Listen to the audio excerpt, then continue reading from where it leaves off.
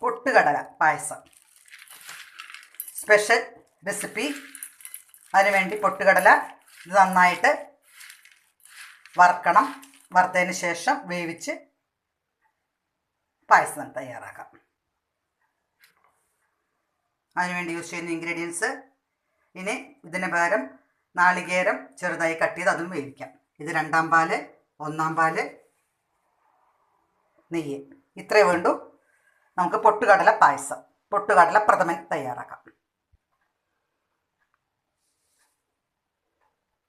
വറുത്തിട്ട് നന്നായിട്ട് വേവിച്ച് വെച്ചതാണ് പൊട്ടുകടല. പൊട്ടുകടല ഇതേമാതിരി ഉടച്ചിട്ട് ഈ രൂപത്തിലാക്കുക. 2-ാം പാൽ ഒഴിച്ച് കുറുക്കുക. നന്നായി തിളച്ച് കുറുകി. ഇനി ശർക്കര ആഡ് ചെയ്യുക. ശർക്കര ഇട്ട് നന്നായി കുറുക്കുക. ശർക്കരയും തേങ്ങാപ്പാലും നന്നായി കുറുകി. ഇനി തൻപാൽ ഒഴിക്കുക.